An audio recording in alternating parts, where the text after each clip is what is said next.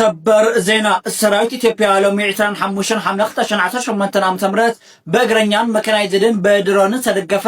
ኣብ ልዕሊ ሰራዊት ትግራይ ኣብ ሸረሪና ከቢድ መጥቃዕቲ ከፊትሎ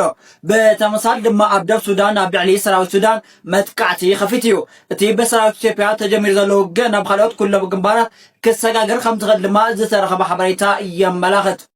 ሰበር ዜና ሎማ ዓንቲ ናብ ዕለት 25 ለውግሕ ሓምለ 25 ብእግረኛ መካናይዝድን ብድሮንን ዝተደገፈ ኣብ ወልቃይት ጫፍ ሸረርና ብክልቲኦም ወገን ከቢድ መጥቃዕትታት ተኸፊቶ።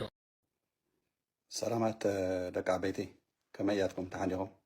ህዝታት ትግራይ ህዝታት ኤርትራ ዓለም ሙሉእ ዘለኹም ዘይኣትወሉ ሰዓት እየ ሕዚ ኣብዚ ፌስቡክ ሕፅር ዝበለ ሓበሬታ كحلفلكم حارية زلهو بأمريكا مبزحتو دقاس حيال دقاس عتيزن هي ليت سلو زلو بعنا مالتيو أو عدقين وقيحو سلو زلو تكسوغن حواريتهات سلو زلو قدمي 4 معلتي أف فيسبوكن أف تيك توكن زرقحو فيديو لو تو فيديو نسو انتا ينيرو بناي معراب تقراي ناي سراويت بلسقنا ያው ተዳሎ ኢሉ ንሰራዊቱ ትእዛዝ አውሪዱ ከም ዝነበረ ዝረኸብኩ ሓበሬታ ካብ ኣዲስ ኣበባን ካብቲ ናይ ብልፅግና ውሽጢ ኮይኖም ዝሰርሑ ዘለው ጀጋኑ ዝኾኑ ተጋሩ ዝህቡኒ ኣፕዴት ዝሃቡኒ ሓበሬታታት ቅድሚ 4 መዓልቲ ኣብ ፌስቡክ ዘርጊሐ እየ። 9 መዓልቲ 2 ቪድዮ ሰሪሐ እየ። ካልኣይ ዙርያ ከዓነየ ብዋልድያ ገይሩ ልዕሊ 50 መካይናት ኦራላት ምስ መካናይዝድ ዘፀግዑ ሓይሊ ከም ዝነበረ እውን ገሊፀ ነይረ። ሕዚ ኣብዛ ሰዓት እዚኣ ግን እቲ ዘሎ ዘረጋገፅክዎ ካብቲ ባይታ ብስልኪ እውን ደው ኢለ ኣብ ምዕራብ ትግራይ ብዕላዊ ስርዓት ብልፅግና ብከበድቲ መሳርዕታት ተኽሲ ጀሚሩ እግረኛ ሰራዊት ብልጽግና እውን ያው ናብ ሰራዊት ትግራይ ተኽሲ ከፊቱ ተኽሲ ብዕሊ ገይርዎ ኣሎ ስርዓት ብልጽግና ሰዓት እዩ። ስለዚ ንክንዳናገጽ ወይ ድማ ከምዚ ናብ ካሊእ ራዕዲ ክንኣቱ ዘይኮነ ከምቲ ናይ 2013 መፅኡ ወራር ዝፈፀሞ ኣብ ህዝቢ ትግራይ ደጊም ኣይፍፀምን እዙይ ክንኣምን ከለለና ኣብ ደገ ዘለና ንኹን ኣብ ውሽጢ ኩልና ተጋሩ ጠንኪርና ምስ መንግስትና ምስ ሰራዊትና ምስ ህዝብና ምስ ውድብና ሕወሓት ተሰሊፍና ክንቃለስ ክንምክት ኢና። እዚ ካን ናይ መጨረሻ ተዓዊትና ንወፀሉ እምበር ንሕና ንጠፍአሉ ንበርሰሉ ካብ መዲጋስካር ተሰዲዶም ዝመፁ መንነት ዘይብሎም ታሪክ ዘይብሎም ቋንቋ ናይ ባዕሎም ዘይብሎም ፊደል ዘይብሎም ብላትን ዝጥቀሙ ናይ ስርዓት ብልፅግና ኦሮሞማ ኣብ ሰሜን ዘሎ ህዝቢ ምሓራ ህዝቢ ትግራይ ህዝቢ ኤርትራ ከምኡውን ንሱዳን ለኪምካ ነዚ ህዝቢ እዚ ኣዳኺምካ ዓባይ ኦሮምያ ሃኒፅካ ዓሰብ ተቋፃፂርካ ንምስፍሕፋሕ ዝሰርሕዎ ዝፀንሑ ምስ ዩናይትድ አረብ ኤምሬት ኮይኖም ኣብዚ ሰዓት እዚዩ ናይ ኣጋሞት ስርዓት ብልፅግና ናይ ኣጋሞት ዕላማ ናይ ጻድቃን ናይ ኣጋሞት ዕላማ ናይ ባንዳታት ትግራይ ኣብ 4 ኪሎ ዘለው መዓልቶም የብቅዕ ስለ ዘሎ ኣብዚ ሰዓት እዚዩ ብምዕራብ ትግራይ ኩናት ተጀሚሩ ኣሎ። ብዕላዊ እግረኛ ሰራዊት ብልፅግና እውን ናብ ምንቅስቃስን ብከበድቲ መሳርያ ተጀሚሩ ዝነበረ ሕዚ ከዓ እግረኛ ሰራዊት ናይ ብልፅግና ተኽሲ ጀሚሩ ምስ ሰራዊት ትግራይ ብዕሊ ኩናት ተላዒሉ ኣሎ። እዚ ክትፈልጦ ኣለካ ሕድሕድ ትግራዋይ ዓለም ሙሉእ ዘለካ ንሕና ስቁኢልና ድሕሪ ሕዚ እናሸፋፈንካ ገለ እናበልካ ዝኸውን የለን ኣብ ትግራይ ውሽጢ ዘሎ ዘይፀረየ እውን ሒዙ እውን እናፅረይካ እቲ ብደገ ዘሎ ፀላኢ ግን ንፁር ስለ ዝኾነ ፅባሕ ንግሆ እንታይ ከም ትወልድ እታ ነገር እዚኣ ግን ንፈልጣ ኢና። ከም ናይ 2013 ኣብ ትግራይ ኣትዩ ዘባሳውሶ ትግራዋይ ድሕሪ ሒዚ ከም ዘየለ ብሰራዊት ትግራይ ኣነ ከም ሓደ ትግራዋይ ተቃላሳይ ወይ ድማ ኣክቲቪስት እምነት ኣለኒ ክብሪ እውን ኣለኒ ንሰራዊት ትግራይ። ስርዓት ብልፅግና ናይ መጨረሻ ዝእለየሉ ኣብ መቃብር ፀላእትና ከዓን ህዝቢ ትግራይን ህዝቢ ኤርትራን ሰላም ዝረኽበሉ ስደት ዘውቅዐሉ ግዜ ኣብ ቀረባ ግዜ ይመፀሉ እዩ። ስለዚ ኣነ ሒዚ እንዳጋጣሚ ከም ዝለኩም ዘለኹ ኣብ ኣሜሪካ ድቃስ ሰዓት ስለ ዘሎ መብዛሕትኡ ደቂሱ እዩ ዘሎ። ኣነ ባዕለይ እውን ያው ኣብ ስልክን ኣብ ተፈላለዩ ነገራትን ስለ ዝፀናሕኩ ግድም ኢለ ነይረ ግን ነቲ ዝከታተል ዘሎ ዓለም ሙሉእ ዘሎ ትግራዋይ ኤርትራዊ መቃልስትና ኣሰራርፋኹም ተጋጊኹም ፀናሕኩም እውን ናብ ልብኹም ተመሊስኩም ኣብዚ ሰዓት እዚዩ መን እዩ ወዲ ዓድዋ መን እዩ ወዲ ራያ መን እዩ ወዲ ሕሞራ መን እዩ ወዲ ራማ መን እዩ ወዲ መቐለ መን እዩ ወዲ ውቕሮ መን እዩ ወዲ ዓዲግራት መን እዩ ወዲ ዛላንበሳ መን እዩ ወዲ ኩሓ መን እዩ ወዲ እንድርታ መን እዩ ወዲ መኾኒ መን እዩ ወዲ ማይጨው መን እዩ ወዲ ኣላማጣ ጥንቡጋ ወጀራት እናበለ ዝሓትት ዘይኮነ ፅንተት ሒዙ እውን ኣብ ተጋሩ ንክፍጠር ትግራዋይ ንክጠፍእ ንክንበርስ ንሕና ተጋሩ ስርዓት ብልፅግና ብዕላዊ ኩናት ከፊቱ ኣሎ ኣብ ትግራይ ኣብ መሬት ትግራይ ዝልኩም ኣለኹ ኣብ ምዕራብ ትግራይ ኩናት ብዕሊ ከፊቱ እኒሄ ስርዓት ብልፅግና ስለዚ ኣብ መቐለ ዘለካ ህዝቢ ትግራይ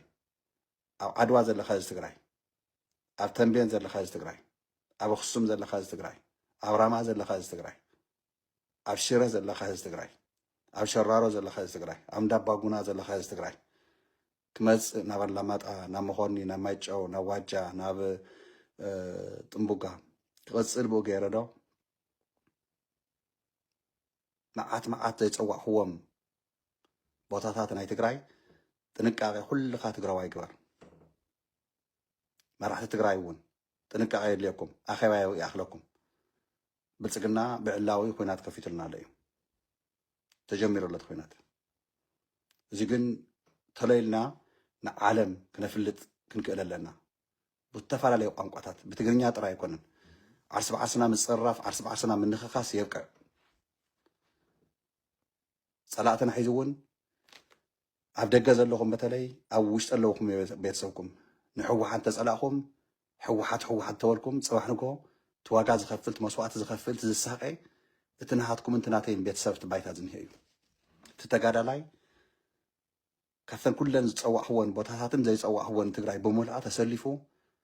ኣብ ኩለን ግንባራት ዘሎ ኣብ ራያ ዘሎ ወዲ ራያ ጥራይ ኣብ ራያ ተወላዲ ጥራይ ኮነ ትግራዋይ ኮይኑ ግን ኣብ ራያ ተሰሊፉ ኣሎ ኣብ ማእኸላይ ዘሎ ቲዲኤፍ ካብ ማእኸላይ ዞባ ስለተወለደ ካብ ዓድዋ ስለተወለደ ካብ ኣክሱም ስለተወለደ ካብ ተንቤን ስለተወለደ ኣይኮነን ትግራዋይ ስለዝኮነ እዩ ብልኡኽቶ ተውሃቦ ልኡኽቱ ተቐቢሉ ክጋድል እየ ንዓደይ ነደይ ኣይድፍርን ኢሉ ኣብ መስመር ኣሎ ንዙ ንደግፍ ሓቢርና ንዙ ንደግፍ ክትሓልፍ እያ እዚኣ ክንዕወት ኢና ክትሓልፍ እያ ፅባሕ ንጎ ምስ ተዓወትና ምስ ሓለፈት ግን ተጋግየ ነይረ እየ ኢልካ ትዛረብ ትግራዋይ ክሰምዕ ይደልና ንወቀስ ንነቅፍ ነርና ሕዚ ግን ኣብ ዕላዊ መኸታ ኣቲና ኣለና ስርዓት ብልፅግና ኣብ ምዕራብ ትግራይ ብፊነርዋ ኣነ ደጋጊመ ይነግረኩም እየ ፌስቡከይ እንድሕር ትከታተልዎ ኮይንኩም ሸር ግበርዎ ንኩሉ ይብፃሕ እዝዩ ንኩሉ ሸር ግበርዎ ንኩሉ ትግራዋይ ይብፃሕ ኣብ ቲክታክ እውን ዘርጊሐ እየ ከም ዝነገርኩም ቅድሚ 4 መዓልቲ ስርዓት ብልፅግና ብውሽጣዊ መምርሒ ውሪዱ እንታይ ከም ዝተዳለወ ገሊፀ እየ ኣብ 5 መዓልቲ ኩናት ከፊቱ ኣሎ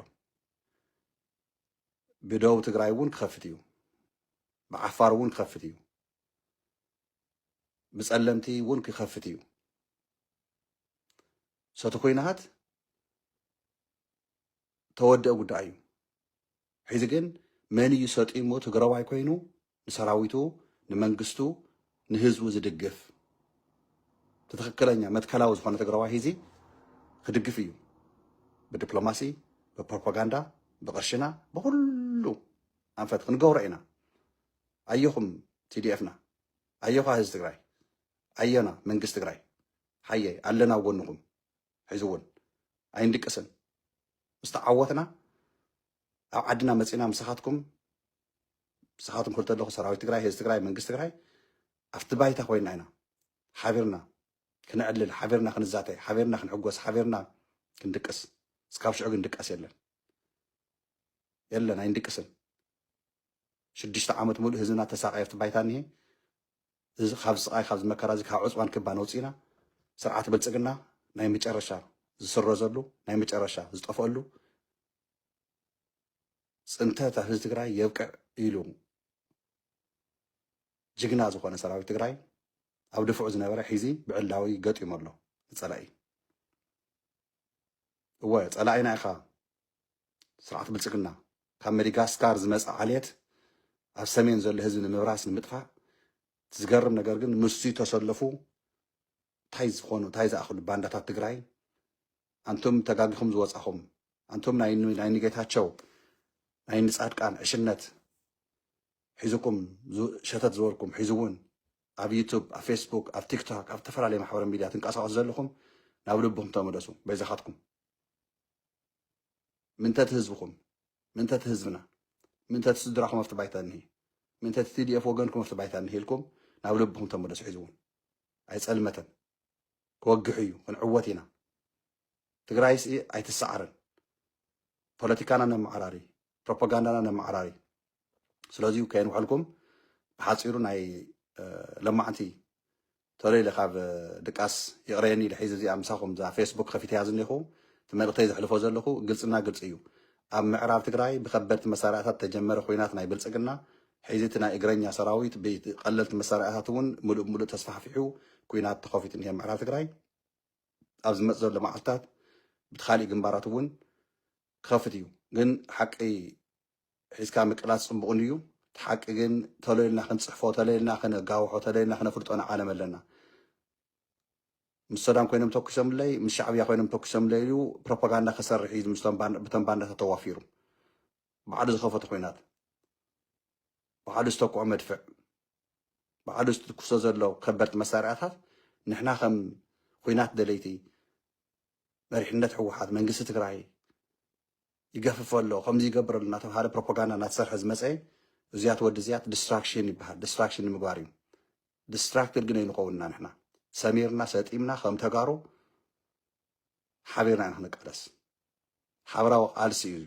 ሓበራዊ መኸተ እዩ መን ይጸሊም መን ይቀይሕ መን ይሓፂር መን ይነዊሕ መን ማእኸላይ መን ምዕራብ መን ደቡብ መን ምብራቅ እዚዩ ግደፉ ትግራይ ንእሳትና ኢልኩም ጭርሖ ግበሩ ሽጉጥ እዚኣ ትግራይ ሽጉጥ እዚኣ ሲ ኣይተኣኽለናን ትግራይና ሲ ብሓቂ ሰፋሕ እያ ነይራ ወለድና ነብሓጎታትናን ናተጋገዩ ብይውህንኦም ናፍቲን መሬትና ናተዓደለ ዝተረፈ ሒዚ ከዓን ራያን ምዕራብ ትግራይን ክንወስድና ናትና እዩ ኢሎም ዝፍክሩ ዘለው ኣምሓሩ ዘይኮኑሲ እቶም ካብ ማዳጋስካር ተሰዲዶም ብላትን ዝፅሕፉ ኦሮሞማ ኢሎም ዓባይ ኦሮምያ ክሃንፁ ዝምክሩ ዘለው ስርዓት ብልፅግና ዝድግፉ እቶም ባንዳታት ትግራይን እዚኦም ሓዊስካ እዮም ምዕራብ ትግራይ ናብ ኢድና ከይምለስ ህዝቢ ትግራይ ሰላም ከይረክብ ኣንጻር መኸተና ኣንጻር ህዝብና ዝቃለሱና ዘለው ስለዚሁ ነዚኣቶም ኣውጊዝና ነዚኣቶም ደምሲስና ትግራይ ሰላም ንክሰፍን ኢኮኖሚ ናይ ትግራይ ክምዕብል ባንክታት ክኽፈት ነዳጅ ሙሉእ ክኣቱ ሸቐጣ ሸቐጥ ናብ ትግራይ ክኣቱ መንእሰይ ትግራይ ኣብ ዓዲ ኮይኑ ክሽቅል ኣብ ዓዲ ኮይኑ ብሰላም ክነብር ኢና ንቃለስ ኣለና ስለዚሁ ናይ ስርዓት ብልፅግና ኩናት ጀሚሩ ኣሎ ፅባሕ ንጎን ኣሜሪካ ከዓ ንሶም እዮም ሕወሓት እዮም ጀሚሮሞ ኢሉ ናብ ካሊእ ፕሮፓጋንዳ ስለ ዝኣቱ ኣቐዲሞ ኣቢልኩም ኤርትራውያን ተጋሩ እዚ ሸር ግበርዎ ዓለም ሙሉእ ዘለኹም ተጋሩ ኣየና ክንዕወት ኢና ኤርትራውያን ምሳና ተሰሊፎም ኣለዉ ሱዳን ምሳና ተሰሊፎም ኣለዉ ፋኖ ምሳና ተሰሊፎ ኣሎ ዓፋር ምሳና ተሰሊፎ ኣሎ ቅማት ኣጎም ምሳና ተሰሊፎ ኣሎ ካልኦት ብሄራት እውን ይስዕቡና እዮም ዘለዉ ሎሚ ምሳና ተሰለፈ ሓይሊ እዩ ዝበዝሕ ስለዚሁ ኣብ ትግራይ ኣትዩ ስርዓት ብልፅግና ዘባሳውሶ ሰራዊት ብልፅግና ኣብ ትግራይ ኣትዩ ዘባሳውሶ ትግራዋይ ዝደፍራ ትግራወይቲ ኣዶ ጓል የለን ድሕሪ እዚ ምዕራብ ሓራ ውፅኢና ኣብ 4 ኪሎ ዝኒሄ ስርዓት ግን ክንቀብሮ ኢና ምስኡ ዝቕበሩ ከዓ እቶም ባንዳታት ኣብ ወርሒ ክንኣትዋ ኢና ትግራይ እናበሉ ዝፍክሩ ከም ንፃድቃን ዝመሰሉ ካልኦት እውን ፅባሕ ንጎ ሓቢሮም ክቕበሩ እዮም ትዕላሞም እየ ዝብለኩም ዘለኹ ንሳቶም ሃዲሞም ክወፁ እንዲኦም ካብቲ ሃገር ኣየር ኔዋን ተዘጋጅዋ ናይ ኣሜሪካ ናይ እምረት ኣሜሪካን እምረትን ክትህድሞም እያ ተውፆም እያ ግዲ የብልኩም ትዕላሞም ተሓሳቦም ተንኮራኽሮም ግን ክቕበር እዩ እቲ ኣይዲዮሎጂ ንሱ ክንቀብሮ ኢና እጃምና ሓይዝና ካብቲ ሃገር እውን ፅባሕ ንጎ ኢና ግፍሕ ዝበለ ትግራይ ክንሃንፅ ፖለቲካ ስማርት ኩኑ ኣይትሸኩሉ ሕወሓት ሃገረይ ትብልን ከለኸም ዘይትብል እናበልካ ፕሮፓጋንዳ ስራሕ ميلا يهالو نحنا الحيزي مسي تفرالي محورسب غربيت كوينا نمبر حدا عد خوينا حدا هزب خوينا خنبرينا زبحال نجر عب حد تقراواي لبت هانيسيو ولا توم تقام تزبحالو ولا نتم حوحات زي أمنو إذ نجر زي مسمزعي عب تقبار مسارعينا يوم قلت وحنوكو تقاقينا نيرنا يلوم سمون موسيقى من عبدالبا توم حواتنا بدي ساواز نيو توم بك حوحاتس مسوات خفينا ما تقرش هاجري تمنان هاجري تهنسن هاجري تمنن شوا خوينا تقصليات حس حوحات زولو تقارو نايك قدم حيز حلفه نارئيو بأراويتيا بتمنينا تنخصص بالحس لنقص زبحال مساري زولنا ولدنا يمسلني نحنا قد حيز هانيصنا انا تقراي ولبنا او امرونا اين عشون دحر حيزي كنا نتنفس كل مقدم صلاتنا ندمسس حزب خان دحر كاموت زي الحنكا مريت كان دحر زي تقاصاصيركا ابي اخ هاجر تهنس هاجر مهناص تاي مالتيو حزب خا وحس خوانات بايتا مسرقص مسحاسكا سراويت كامس دلدلي منقست خامس تنكري ايكونومي خامس تمعراري اخا هاجرنت تهنس هاجر جن ابلبن ابرسن تهانيص الله اباي انا هانيص ايه كلتشنا 13 تግራይ ኮይናት مستولعت مس ኢትዮጵያ ትበሃል ሃገር ግደፍወስ ታሽማ ነው على خيط صواع حد ዝነበራ ናይ ኢትዮጵያ خداونتي حد ዝነበራ ባንዴራታት ናይ ኢትዮጵያ ኣብ ገዛይ ኣውጽያ ቃጺለየኒ ኩለን ባንዴራ ኢትዮጵያ ይኹን خداونت ናይ ኢትዮጵያ ይኹን አረንጓዴ ብጫ ቀይ ዝሓዘይ ዝኾነ ነገር ኣቃጺለየ 2013 ትግራይ ክትደፈርን ከላ لا 17,500 تجارو ناي إثيوبيا هاجرنا يلوم زغلغل زنورو مقتالن مأسارن مسقاين مستجمره عبد السحواز نبره تجرواي تجرينيا ون بدنب زي ملخي تجراي زي يفلطا عبد السحات وليد زعبه إثيوبيا وخوينو ግን ትግራዋይ ትውልድ ኮይኑ ተቀቲሉ ተጨፍጭፉ ተኣሲሩ ተሳቂዩ ሃፍተ ገነት ናይ ተጋሩ አዲስ አበባ ተዘሪፉ ኣብ ትግራይ ኣብ ኩሉ ኣብ ባህር ዳር ኣብ ጎንደር እዚ ንርስዕ ዳ ይመስለኩም ኣይንርስዕን እሕና ተጋሩ ብምንም ተኣምር ኣይንርስዕን ከም ንፉል ትግራይ ዝብሉ ሰባት ግን ይስሑ ራይኹም ኣብ ምዕራብ ትግራይስ ኩናት ተወልዕ እኒሄ ብስርዓት ብልጽግና ተጋሩ ስእኺ ጭፍጭፍ ተበጊስ እኒሄ ስርዓት ብልጽግና ኢልና ክንዛረብ ተለና ሓደ ሰባት እኒሄው ይስሑ ዘስሕቕ ኣይኮነን ኣብ ቃልሲና ዘለና ግን ሃላያት እንተኾይኖም ክስሕቁ ዳ እንታይ ዳ ምክንያቱ ዛዕባ ትግራይ ኣይኮነን ዝሓስቡ ዛዕባ ህዝቢ ትግራይ ኣይኮነን ዝሓስቡ እንታይ ዳ ዛዕባ ከብዶም ዛዕባ ውልቀ ረብሓታቶም እታ ናይ ከብዶም እንጀራ እንድሕር ትዕፆ ኮይና ፅባሕንጎ እታ ስርቂ እታ ምጭርባር እታ ስልጣን ዝምነይዋ ዝነበሩ ከም እንፃድቃን እንታይም ክኸብሩ ንኣና ዘባሻጡ ንሕና ካብ ዕጃናና ወፂና ከምኦም ክንወርድ ከምኦም ክንፃረፍ ካብቲ ዕላማና ክንወፅእ እዮም ዝሰርሑ ኣይንወፅን የለን ዝኩሉ ተቃሊስና ተጋርዋኒ መብዛሕትኩም እኮ ትግራይ ካባይ እንዳዓሊ ትፈልጥዋ ካባይ እንዳዓሊ ነርኩምላ ግን ማዕርያ ትብፅሕና ንኩልና ኢለ ዝኣምን ኣነ ንዓድና እስካብ ተቃለስና ተጋሩ ኮይንና እስካብ ተቃለስና ኣነ ሓቂ እየ ማንም ትግራዋይ ከይድንግፅ كعصولكم ذا أبهلاي بزيادة تردوني أنا يكون نسخون كلكم تفعل عقم خمسة لكم كي تصحاتوا كي تجاكيو تعمل لنا كي تقولوا ميك ميديا وس إمزراس لازخ عليه ميك كل نجار مفتح له ويلكم كي تحسون كلنا نعدنا نهزبنا نمنقصنا نسراويتنا مفتح لنا مورال مهاب مصحف مدقاف ما هي مقبال نجارها مقبال أفت بوليتيكا محور ميديا زلنا بقولنا مسلاف نحن أول بقولناهم مسلاف كلنا ننايو عنا عاقبتات اللونا يم عوض كان يجي كل حيس كأخذ عوض كن عوضنا خيط تأراطر بوحدة الزخانة مجدين كنك على سنا وكله عالم كنك على سنا دبلوماسي سعرنا يومنا يبني الأركان أي تسعرنا لنا دك أساس بقى جزء نحاول تري ولا هم دو جزء نحاويته عينتنا تجمديدو قدي لا نعدنا نتقرأ تخاوز بعسكو أو جنبه قري أهمي أسقي مكرا كوني سراوي تقرأ تيل المليون هزم عرفت مزاويلش هرشاي كرم تيزكو أف شندا قم نقدر زاولش شندا كويس ماينا قري صحي ناي حاجاي حيزخان كرم تقري ماي سراوي تنخان ምእንቲ ህዝቢ ትግራይ ምእንቲ ዓዱ ምእንቲ ኣዲኡ ምእንቲ ኣቦኡ ዋጋ ክኸፍል እየ ኢሉ ምግቢ ንእስኒ ካልእ ንእስኒ ዘይብል ጅግና ዝኾነ ቲዲኤፍና እኒሄና ኩልኩም ዛዕባ ቲዲኤፍ ክብሪ ገበሩ ክንስዕር ኢና ከይትዳናገፁ ኣብ ትግራይ ኣትዩ ዘባሳውሶ ትግራዋይ ድሕሪ ሒዝ የለን ኣብ ምዕራብ ትግራይ ዝኒ ሓይሊ ግን ሒዚ ክፅረግ እዩ እዙይ ፀሪግና ኣብ ሸዋ ዝኒ ሓይሊ ቀቢርና ትግራይ ክትዕንብብ እያ ኣደ ትግራይ ክትሕጎስ እያ ጎራውትና ኤርትራውያን እውን ምሳና እዮም ተሰዲፎም ዘለዉ እየኹም እንታይ ከም ዝኾኑ ውፅባ ክትርእይዎ ኢኹም ስርዓት ብልፅግና ግን ስለ ዝጨነቐቶ ሒዝ ጀሚርዋ እኒሄ መቃብር በዓል ኩዒትዋ ኣሎ ፅባሕ ንኳ ክቕበራ እዩ ስለዚ ከይተጠራጠሩ ብሰራዊት ትግራይ ከይተጠራጠሩ ብመሪሕነት ትግራይ ክንስዕር ምዃንና ከዓ ነየ ኢና ይብለኩም ኣለኹ 100% ርግፀኛ ኮይነ እየ ናይ ክንስዕር ምዃንና እዛ ለማዓንቲ ተጀሚራ ዝኒሃ ብምዕራብ ትግራይ ኩናት ናይ ስርዓት ብልፅግና ብዕላዊ ናይ መጨረሻ መጨረሽኡ 2019 ሓድሽ ዓመተ ምህረት ዝመፅእ ዘሎ ሕድሕድ ትግራዋይ ዓለም ሙሉእ ዘለኻ ኣብ ሕሞራን ኣብ መቐለን ክስዕስዕ ምዃንካ ምስ ወገናትና ኤርትራውያን ሓቢርና ካብ ኣስመራ እስካብ መቐለ ቦርደር ተፍትሽ የለ ገለ የለ ብናፃ ትግራዋይን ኤርትራውን ክንቀሳቀስ ትግራዋይትን ኤርትራዊትን ኢድን ጓንትን ኮይነን ኣዶታትና ኣሕዋትና ኤርትራውያንን ተጋሩን ናብ መቐለ ይኹን ናብ ኣስመራ ካብ መቐለ ናብ ኣስመራ ካብ ኣስመራ ንመቐለ ከም ድሌትካ ምንቅስቃስ ናፃ ልቢ ናፃ ለባም ህዝቢ ሓቢሩ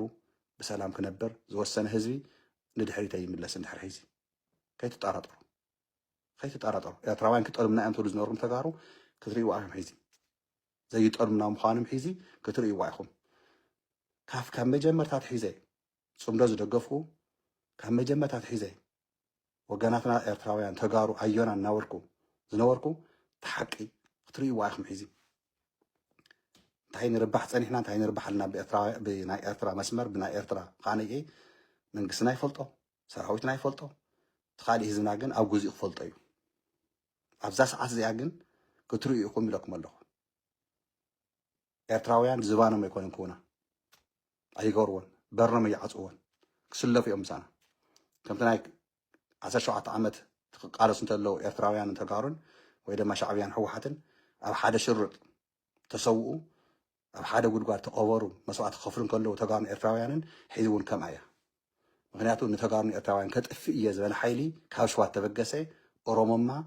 ካብ መዲጋስካር ተሰደደ ከይትርስዕዋ እዚኣ ዘለኩም ኣለዎ ካብ መዲጋስካር መፂኡ ላትን ፊደል እኳ ፊደል ማዕልሲ ናይ ባዕሉ ፊደል ዘይብሉ ንትግራይ የጥፊኡ ንኤርትራ ተቋፃፂሩ ባሕሪ ሒዙ ዓባይ ኦሮምያ ክሃንፅ ዝጉረ ዘሎ እዚ ሓበራዊ ቃልስና መሬት ትግራይን መሬት ኤርትራን መሬት ኤርትራ ብኤርትራውያን መሬት ትግራይ ብተጋሩ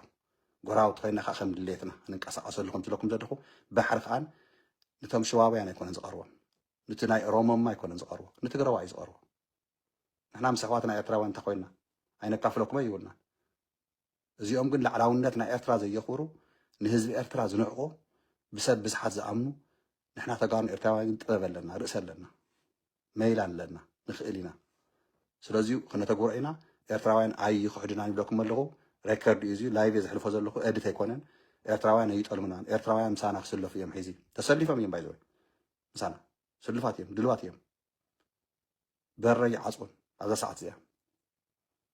ምሳና መስዋዕቲ ክኸፍሉ እዮም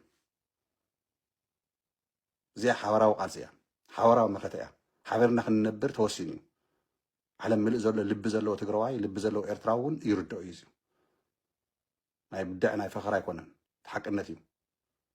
ኣዮና ትግራይ ትስዕር ታንኪዩ ኣየኹም